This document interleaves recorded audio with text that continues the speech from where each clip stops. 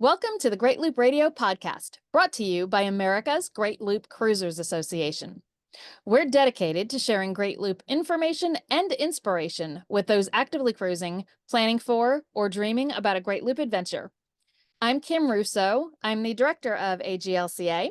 Today we're going to talk about sharing your loop and all of the many different ways that there are to do that these days. My guest will be Kim Fleer. She is a fairly recent Gold Looper, and she is going to share kind of what she found along the way from her experience and from recently interacting with probably hundreds of loopers. She'll share some of the things that she's heard from them that work well for different people. So before we jump in and bring Kim into the conversation officially, I just want to take a moment, as always, to recognize and thank our Admiral sponsors who support AGLCA at the highest level. They are Curtis Stokes and Associates, Great Loop Yacht Sales, Passage Maker Trawler Fest, Skipper Bob Publications, and Waterway Guide Media. As always, we encourage our listeners and viewers to support these businesses that support the Great Loop. And with the business out of the way, I'd like to more officially welcome Kim Fleer. Kim, thanks for joining us today. Thank you for having me, Kim. I'm really looking forward to this. Thanks. Yeah, I'm excited to cover this topic because as you and I have been chatting, there's lots of different options and some of them work well for one person and might not work well for another. So we're going to run through several of the many different ways to share your loop today. But start off, Kim, if you would, tell us a little bit about your own Great Loop. Okay. Well, Ted Hingst and I just finished our loop last September. We left our home port in Petoskey, Michigan. So I have to do the little up at the top. Right up there. It's a nice stop right after Mackinac Island. And we left there September 30th, 2022. We called ourselves late loopers. We headed down the rivers, and we really like the fact that we started out in Petoskey, which is Ernest Hemingway's childhood years were spent there, and then we also went down to Key West and got to see his home and some of his haunts down there. So we liked bookending the trip like that. We crossed our wake after just a little over 11 months in September of 2023, just last fall, and we thoroughly enjoyed the looper lifestyle. It was an adventure of a lifetime. We loved all the stops along the way. We looped in a Ranger tug, 31 foot with a command bridge. The boat's name is Pony, and it was the perfect boat for us, just the right size. We could squeeze in places that some of the bigger boats couldn't. And we also loved seeing the U.S. via the waterways. That was a really fascinating way. I lived in Illinois for a long time, and coming down the Illinois River, I had no idea all that commerce was going on. When I think of Illinois, I think of cornfields, just like our home here in Indiana. But that was fascinating to me to see all of that. And the other thing is that was probably the most social that Ted and I have been in 30 years. So we really enjoyed it. You may have seen lots of ducktail pictures posted on the Great Loop site. And and we've made some lifetime friends. We're planning on cruising again this summer with some of our friends we met, and we're planning a second loop. We loved it so much. So it's been that's really great to fun. hear. That's great to hear. And I would not have guessed that you and Ted were not always as social because you seem to kind of like just lean right into that social aspect of it. And I'm glad to hear that you enjoyed it and that you're planning to go again. That's great news. Yeah, that was fun. Yeah, and I have seen you, participate in the Great Loop Facebook group and share some really helpful information. And I know you kind of grew a lot as a looper and a boater throughout. But how did you personally decide to share the journey? Because that's kind of our topic today. We've mentioned there's so many ways, blogs, YouTube, and we'll cover a lot of these today, social media. Yeah. How did you decide to go about it? What was your method of sharing your journey?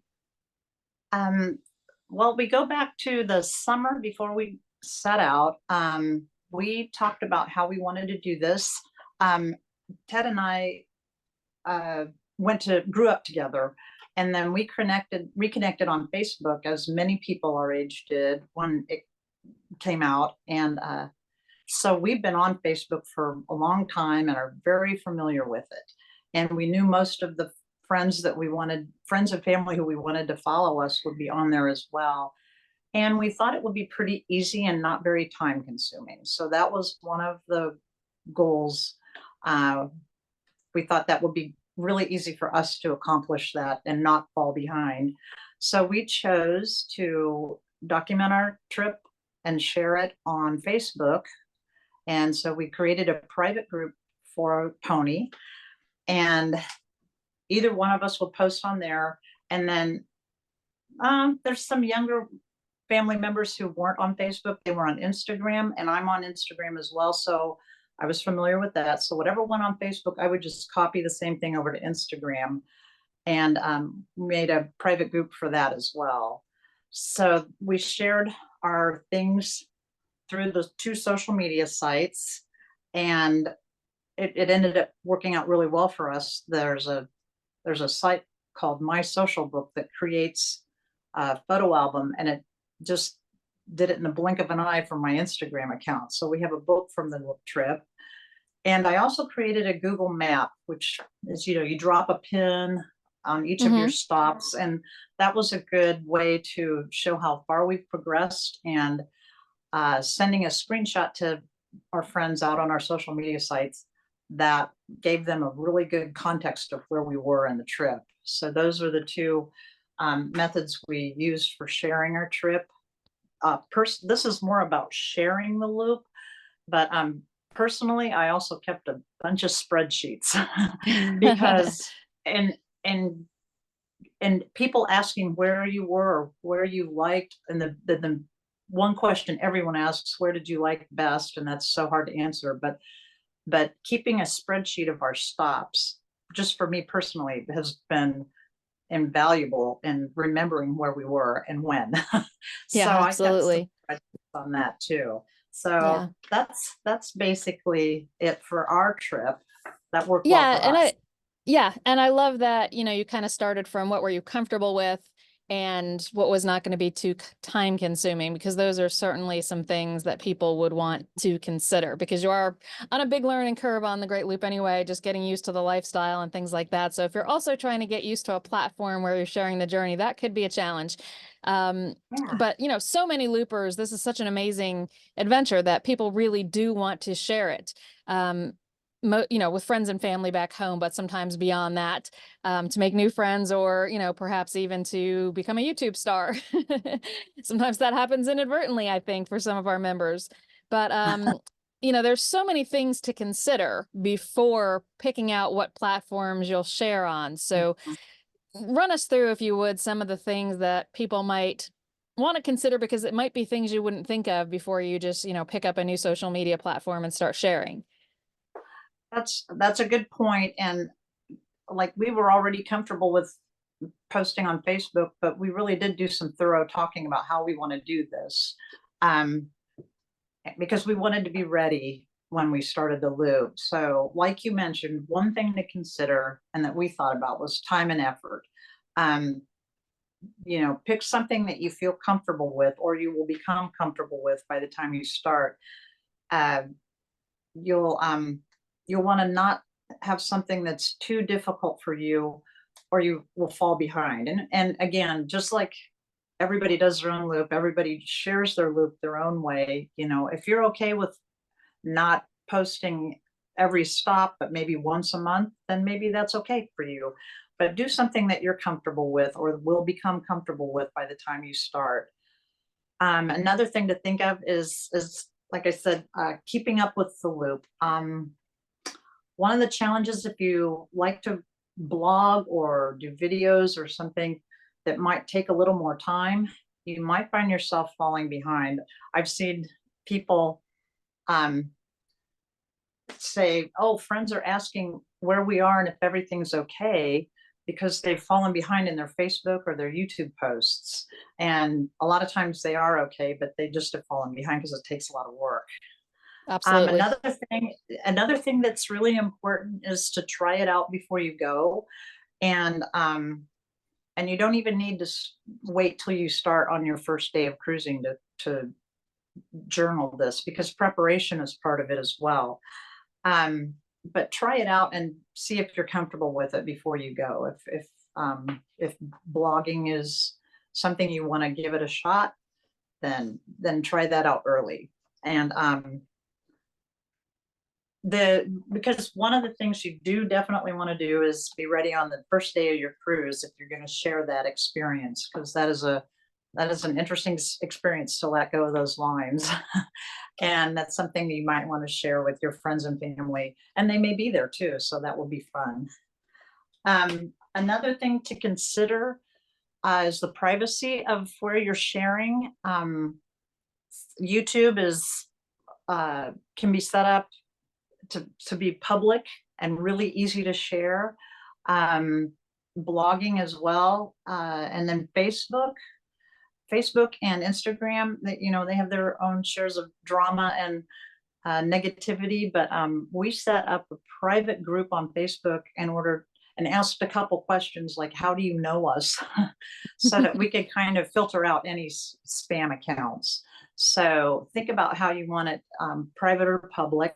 And I know a few people who have had public Facebook groups, and you end up eventually spending a lot of time weeding out those spam accounts. So they ended up eventually setting them private. So that's one thing you might want to consider. Pictures are important in a lot of these blogs and Facebook social media posts and everything. And so if you're not used to taking a lot of pictures, you might want to get the camera out and get a little bit more comfortable with that, because that'll be really something that adds something to your posts and your blogs. Let's see. We found from friends and family asking us along the way that putting in how-tos and different kinds of information about what you're experiencing on the loop is really fun for your followers to read about. Like, you're going through a lock, and as we all know, the first lock is kind of nerve-wracking, but your friends and family have never done that either, most likely, and they'll want to know how you did it and the different kind of locks. Things like that are interesting. Some people asked us, what do you cook on your boat? Or how do you get groceries? And honestly, one time we did a day in the life of a looper post and just showed this is how we walked to the grocery to get provisions. Yeah. So that was So another one. Yeah, go ahead. So a lot of, obviously there's a lot of different ways to share. We've been talking a little bit about Facebook and Instagram and social media in general. Focusing in a little bit more on sharing by social media, what are some of the pros and cons? I know you shared a few of them already. The cons, AGLCA has 2 Facebook groups now. One is public and has grown very large and can sometimes be a challenging place. So I get what you're saying on a smaller scale for some folks. But the private ones do seem to work really well, do seem to give you the ability to kind of keep the spammers or the people who just don't really have the attitude you might share about the trip. You get to choose when it's your own group. So, but what are any other pros or cons that you would suggest about sharing on Facebook or Instagram? Yes, as I mentioned before, for us, we knew that a lot of our friends and family were already on Facebook and Instagram, so they're already familiar with it, and so we knew our posts would get out to them and they would be able to see it. So there's a lot of people on social media, so it's a very familiar platform. It's quick and easy to post.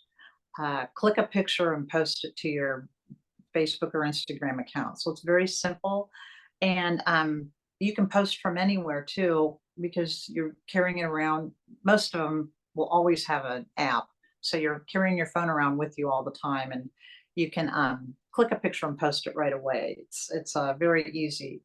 And some of the cons, like we mentioned, were the Facebook gets a bad rap, and sometimes deservedly so. Mhm. And by the way, thank you for the private members only group. You're welcome. The private members only group is a much kinder place. And it doesn't get as many comments, but instead of getting 150 comments on a post, you might only get 10 or 20, but I think they're more useful. So I think it's working Yeah. the way we had hoped when we started that a few months ago. Yes. And that'd be one of the cons, is that the social media is out there and there's the negativity and the haters and all of that stuff. But keeping your group private can help that. And you might personally dislike social media and not want to use it for your trip. So there are a lot of other methods to share. So people might not like being on there, and you might not like sharing on there, and that's fine. There are other Yeah. options out for it. Yep. Yeah. And before we kind of leave the social media world and go to some of the other choices, we've mentioned Facebook a lot, and that's where a lot of loopers are. I think loopers just tend to be the demographic of who is on Facebook now, so it's a pretty decent match. You mentioned Instagram, which I think is a pretty close second among our members. We'll get to YouTube. That is social media, I guess, in a different form. And we will absolutely cover that because that's become super popular. But are there any other social media platforms that, as you were looping and talking to others, that people seem to be using? Yeah, I did know one looper that was posting on X, which was formerly Twitter, Mm-hmm. and or using that platform to post their blog link and things like that. And maybe some of the younger folks are posting TikTok videos, but I'm on there, but I don't follow any loopers on there. But I'm sure those are two other platforms that are accessible. And my guess is, as the population ages and the younger people start looping, those will become more popular. Yeah.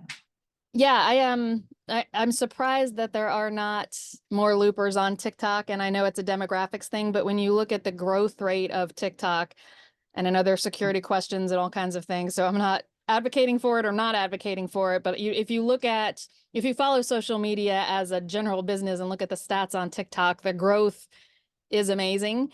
Mhm. And a few loopers that I know who have posted just a few videos to TikTok got a heck of a lot of views.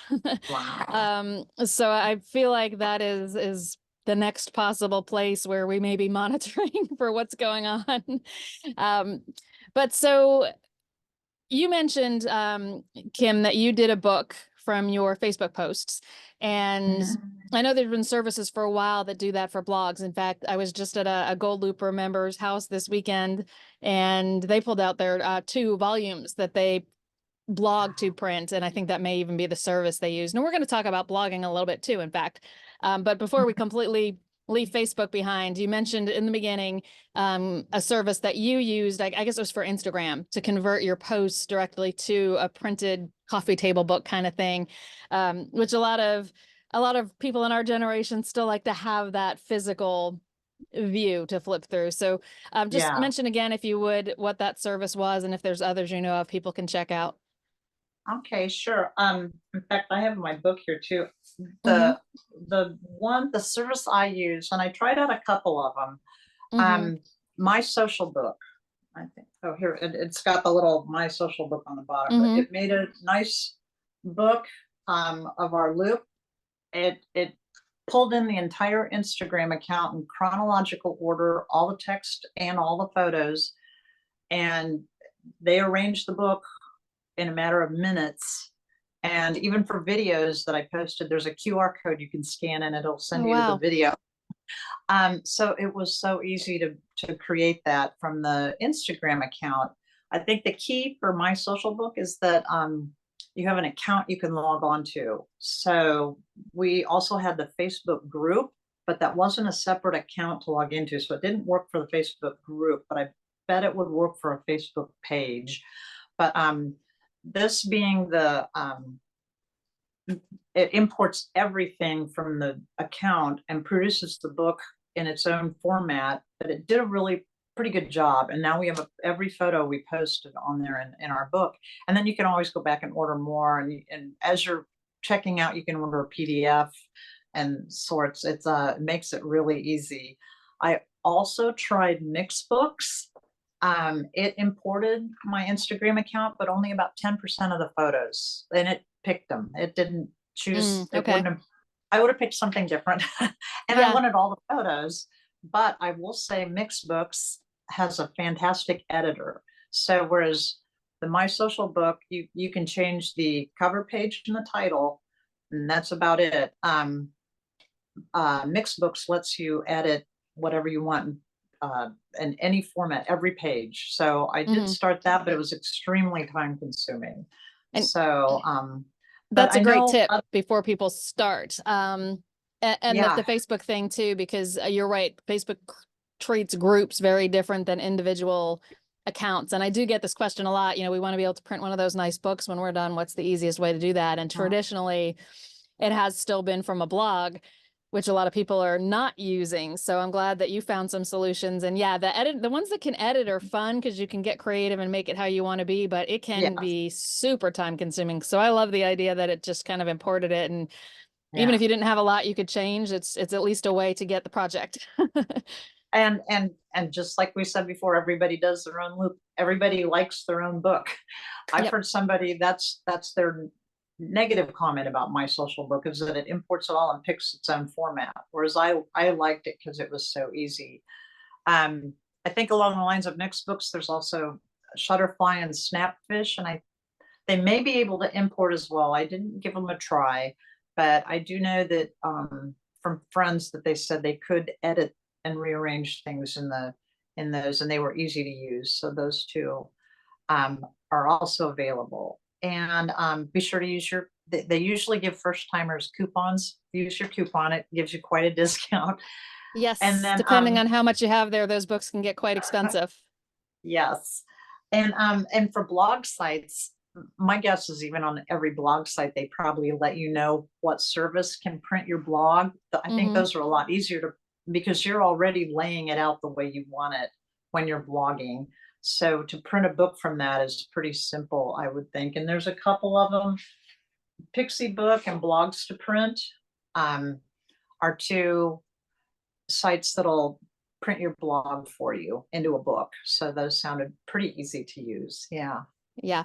And I have used Snapfish and Shutterfly to make photo album type books. And you can do a lot of editing again down that rabbit hole where weeks later you're still sitting there.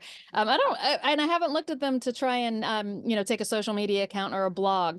I don't know if it can read directly from them, but you could do a lot of copying and pasting because they do print text as well as photos. I just don't know how it works on an import. So lots of Yeah. options. For Lots of me, I options. love simple. Yes. So that, the Instagram one that you used sounds like a great deal to me. Mhm. Let's take a quick break and play a message from one of our sponsors. When we come back, we'll jump into YouTube because that has also become a super popular way to share the journey. So we'll be back in a moment. The LAD product line offers stress-free, restful nights while you are away from your boat. LAD is an independent, self-controlled device that continuously monitors your boat's list, position, and more. Your LAD will send you an alert via text and email from anywhere in the world of a potential problem on your vessel. When connected to the boat network, LAD will also monitor bilge pumps, refrigerator, battery voltage, shore power disconnect, intruder alarm, smoke, fire, and more. Set your own alerts, add alert recipients, geofence and track your vessel's position via a secure online map page. LAD never sleeps, so you can. Please visit www.ladalert.com for more information. Becoming a captain is full of confusing and frustrating paperwork. Luckily for you, there's MMC's U.S. Coast Guard licensing software to help make the process clear and easy for everyone. Create your free account at mmseas.com to get started. That's mmseas.com. Thank you to MMCs for their AGLCA sponsorship. We're back on the Great Loop Radio podcast. My guest today is Gold Looper Kim Fleer. She is walking us through some of the different ways to share the journey or to share the adventure, whether that be for friends and family back home or whether you're looking to build a social media audience. And one of the places that has become really popular for Great Loop information is YouTube. So Kim, go ahead and tell us some of the pros and cons that you have seen in using YouTube as a way to share your adventure. Okay. Yeah, YouTube. One of the great things about YouTube is that you can share a link to your video, and the people don't need to have an account on there. They can just go and view your video. And I've done that a lot for family things, and it's pretty simple. Um, I think the videos provide a lot more context and detail than the photos and the posts of a social media platform. And then you're using your own voice and tone to communicate what's going on. And I think they're a lot more personal and informative than just a post. Um, you get a feel for the loop in the area when you look at the video. And I know that a few people, when they get enough popularity, they can monetize it. That'd be nice for anybody to be able to make a little bit money on the loop, but It takes you quite gotta, a big following to make very much. yes. And that wasn't our mission in doing the videos for YouTube, but it's yes, they are monetized, and that's partly because AGLCA has other videos out there too, but it doesn't make a whole lot. But it can be done. And you know, there are people who have lots Can of be done. followers who are making some money at it, for sure. Um, some of the downfalls are that, and we mentioned this earlier, it can take a lot of time to edit a video and make it worthwhile, and you need those kind of skills and time on the loop to be able to do all of that. And the previous discussion of the picture books, there's no picture book from YouTube. True. So if you want to go back and review your trip, you're going to look through a lot of videos and not really picture books. And I do like that coffee table method of looking over the trip rather than going through all the old videos. The old videos are kind of like my family movies from my childhood that sit in a Exactly. box. Mhm. but but yeah, so that's just pretty much the two I could think of. YouTube seems to be really popular, and it is really nice for viewing as well. So Yeah, one of the things that I regularly do is call our new members just to see if they have any questions, to thank them for joining. And I hear over and over again people that are, oh well, I follow the YouTube channels. I search everything I can about Great Loop on YouTube. So there are a lot of folks out there. I think another con, though, possibly is to really produce a quality video besides the skills to do that.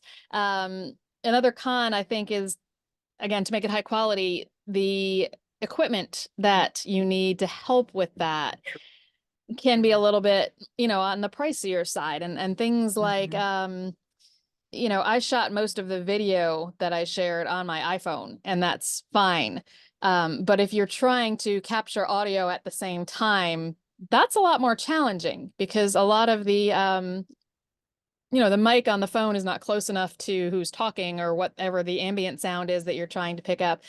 And some of the more popular YouTubers who are also great loopers that I've seen out there are not shooting on their iPhone. They've got some pretty fancy looking cameras out there with some nice microphones attached and some really great editing software. So there can be a cost on the upfront side of all of that equipment. And the time, I'm more apt to do something if I can just, my phone's generally in my hand anyway. So if I can pick that up and shoot the video. And for some at the start of ours, I was using a handheld, real tiny, like Steadicam thing that we had for another purpose. Worked great, but I just found like it was an extra step. By the time I picked that up, figured out where I had set it down, it was kind of too late. So I really, in the beginning, I did a lot with this other camera, but after that, I went strictly to my iPhone because it was simple. And I think that's what a lot of people like about sharing on social media too. A lot of blogs, you're doing it from a computer, so you've got to get the photos from your phone to your computer and extra steps. And I think once you're out on the loop, you realize it's really about keeping it simple. yeah, to keep it simple, definitely. And then we haven't even gotten into drone photography. I mean, No, but it produces beautiful videos, but that's going to take skill and probably another step and another piece of equipment. So yeah, that too. Yes, but there's Mhm. the shots that I have seen coming from drone video on the loop are absolutely spectacular. So I think that we'll be seeing a lot more of Mhm. that. I do hear more and more restrictions on where you can fly a drone though. So, again, lots to worry about. You certainly don't want to start with something that is largely drone based and then find out you can't fly your drone in Canada or something like that. So, Yeah. lots to consider. But as you and I both said, YouTube is one of the more popular methods, it seems, for sharing today. So what are some of the YouTube channels focused on the Great Loop that you followed on your way? Well, during the planning phase, Kim, I followed your journey on the Well, perch. thank you. Thank you Yes, for that. I thought they were really informative, and then you have the flyover route at the end, and you usually posted what marinas you stayed at, and then if you were there Hmm. for more than one night, you do a looper lifestyle. So I got to know the area too. I found that really informative. So I followed Well, that I'm one. glad. That was really kind of our mission, was just to make something that was informational. So they're not super engaging. And part of that is also because of the time it takes, to film yourself to be in the videos. And I know anything's more engaging if you have a person in it, but I did the voiceovers on the back end because otherwise it was just too time consuming. Yeah. And yeah, and again, figure out your goal, I think, ahead of time. Our goal was strictly informational. They're open to anyone, but Hmm. our guiding principle was information our members could use. Um, and that's what they are, nothing more. Hmm. But there are also some That's great personalities out there and some super engaging videos. So tell us about some of the other ones.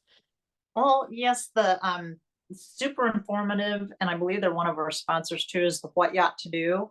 Hmm. Uh, and I followed them on YouTube. I will remember going through our first lock, heading into Chicago, and I was the night before watching their video on making it through that lock, which now, I mean, the lock what drops 3 feet. But I was intently watching their video on how to do this first lock, and Hmm. I found them to be really informative and friendly. And in fact, we just exchanged email today because they have a nice map on their website. But Yeah. they've been really helpful. Um, Show and Joe is another really popular one, and that's Elliot and Jean and their dog Ollie, and they have a YouTube channel, and it's just really fun. And they do a lot where they show the area that they boated to, and I found a good ice cream place in Troy, New York, because of one of their videos. So stuff like that, I really enjoyed that. They're so positive, and it looks like a lot of fun. Yeah, and they really Um, do put a lot of production value into their videos. And I think yes, I think they are still releasing videos. They finished the loop. Oh gosh, it's probably going on a year ago, I would say. I think so. Um, Yeah. but they are still putting out their videos because it is that time consuming, to go Mhm. through the footage and edit them. But they do a really good job. They do. They do. Another channel I follow is Cruising Cavaliers, and I had the pleasure of boating with Martin and Melissa down the rivers. And so I'm in a couple of the videos. That's not why I mentioned it, please. But, you know, but but you get to see me with my boat hair. Don't care. But they have experience in photography and videography, so they do a nice job of including beautiful scenery with some how-tos and narrative. And so I really enjoy following them. And they say that sometimes they show up in marinas and people say, "Oh, Cruising Cavaliers, I follow you on YouTube." And they've met a lot of people that way. So that's Hmm. nice too. And Stay Cool is another one on YouTube. Hmm. I know I was introduced to them because they have really beautiful videos on YouTube, and it's a really nice channel to follow. And then, so I realized when thinking about popular things I follow about the loop, they're mostly all YouTube, but I do have a blog I like to follow, and it's called My Great Loop Adventure. And that's the URL is mygreatloopadventure.com. And Maria Langer is a former helicopter pilot and now doing the loop, and her videos, you might see her reviews on Waterway Guide. She does a really good job of reviewing the spot that she's at, whether it's a marina review or a city or an anchorage. So there, it's really good to follow that to get good ideas on where to go for, say a next loop or something. So Exactly. yeah, so And those are AGL's, some examples. You know what I should mention too, Kim, mhm, the AGLCA website has a list of websites and blogs and Facebook groups. I think under the Interact tab yes. on the website. So that's a really good source to just scan through and find places you might want to follow. Yeah. Yeah, absolutely. That is a good place to look as well. So we've mentioned a couple times the idea of a map. And, for my own, we took our GPX files that can be exported from your tablet navigation and used Google Earth to superimpose our path. So you almost got this flyover view of where the boat went. And again, we were doing it to provide information. So it kind of gives a view. Um, but a lot of people, whether it's on social media or a blog site, or even a graphic to use on a YouTube channel, include pins in a map, so to speak, of where they've been. And I know, Kim, you spent some time looking at best ways to do that. You and I both discussed as we found some more intuitive than others. And I think, I Yeah. think that goes across the board on all of these things we've discussed. You may Okay. find one thing very intuitive and something else not so much. So definitely find what works for you. But what did you find, or what did you do for a map to show your progress along the Great Loop? We used Google Maps, and I did try to do the Google flyover. So I tried to set up Google Earth to do that, and I didn't get very far. But I hadn't yet seen your video on how to do Hmm. that. but but we use Google Maps, and it's basically you do a Google search for the marina you're at or your anchorage, and you drop a pin, and you can set it up to be different colors or number them all. We chose to number them, and that was a really nice way to give the context of where we were at in our loop. And within each of the pins, we could document the name of the marina, maybe a little bit more information, however intent you want to get with that. Hmm. and it's really easy. It was really easy to share that. I could copy a link and people could view it that way. But a lot of times what I would do is just take a screenshot and post it on our social media site to say, here's where we are right now. And that Hmm. was really, really helpful. That you have to remember to get it started when you start out day one, or you'll probably fall behind on that because it can be a little tedious. But once you get your rhythm, okay, we're docked. I'm gonna, fill out my spreadsheet row. I'm gonna drop my pin Hmm. and get your little recipe going of the to-dos once you dock. Yeah. And it wasn't too bad. So Yeah. And a lot of loopers, I think we've discussed this on the podcast before, but Nebo is the app that loopers use to find each other on the waterway, but it does a lot more than that. It gives you a report each time you move the boat of where you went that day. And they incorporated a new feature not too long ago that allows you to specify the date range of that report. So instead of just seeing a PDF of where you went today, you can go into the app and specify whatever date range you choose. So by using that, you can not only show a map of your entire route once you're finished, but day by day, if you run the report for the start date of your loop to the current day, it'll show the loop so far. So that's also a pretty simple way, but it's a PDF that they mhm. send you. So you can do a screenshot to share.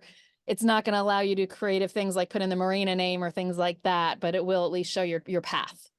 Yes, and the one thing about that is you most likely are already using Nebo, Yeah, so it's makes it already easy. there for you, and so you can capture the map that way. That's a really good way to do that. So I have seen you can connect with people on Nebo, You and I can. have seen some attempts to make Nebo the social media site where you share pictures and such. It's not quite up to par for that, but the routes and the information you get for each of your cruises, and then that map, it just makes it so nice. And of course, all the other advantages like finding all your friends Yeah, and exactly. such.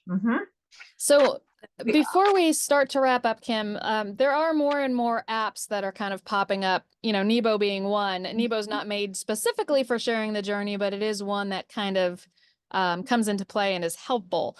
But there are more and more apps that are specifically designed to share a particular adventure. So tell us some of them that you've come across and that other loopers are using. Yeah, one is, well, we were just talking about maps. One that I found, and I want to thank Pickett's Pub for this one. The Relive app is a really good one, and I believe it's sort of similar to Map My Walk, or you go out for a hike or a bike ride and you want to record the map that you of your route. This will do that for you and create a video for you, and you can include pictures along the route, and that's a really neat app I've seen. And you can share the link to the video, and the people don't need to have an account. So that's been really neat to see that come about. Another app is Journey, Journi. You can journal your loop, almost like a blog, but you need to have an account on the Journey app to see other people's journal. But it automatically produces a book for you if you'd like, and it also, each journal entry, it'll make put a pin on a map, and at the end you have a map of your trip as well. So that was a neat one, also recommended by Pickett's Pub. So that was a good one. And then the blog sites, I'm sure that they have their own apps, or many do or will, and so therefore that makes it easy to carry around and work on them anywhere. So those are the Journey and the Relive app look pretty neat to record some of the data. More work, but also just an added recording of the trip. It's fun that there's so many ways to do it. But definitely, if you're planning the loop and you're taking a vacation between now and when you start, try out some of these things that you think might be what you want to use. Because if you find out after a long weekend or a week's vacation that you thought you'd be able to keep up, but you can't, it's probably going to be the same thing on the loop. And that's, something that's simple and intuitive for you. And we're all different, but intuitive for you is going to be key, because you're going to be busier than you think while you're out there. You really are. It's amazing, isn't it? And if you fall behind, you might get your friends and family asking if everything's okay. We haven't heard from you in a while. Exactly. Make sure you check in with them so they don't send the Coast Guard out looking for you. So we are going to post, Facebook, YouTube, obviously y'all know those, but some of these other things we've talked about, we're going to put the links in the comments for both the podcast and video on YouTube version of these, so that some of these things that you've heard us talk about, you will be able to find again. Kim Fleer, thank you for sharing all of this. This is great info for people who are just kind of in the planning stages and getting ready to figure out how they want to do this. I appreciate you being here. Well, thank you. Thank you for having me. It's really been kind of fun to get back into the techie side of things. And so I have to keep my tech skills up for any future cruising and journaling. Yes. Well, when you start the next loop, if you're trying out any other methods, definitely update us. But we will look for your Facebook group in the meantime. Okay. All right. Thank you. Thank you so much. And thanks to everyone who's watched or listened today. We'll be back next week with another episode of the Great Loop Radio podcast. Until then, safe cruising.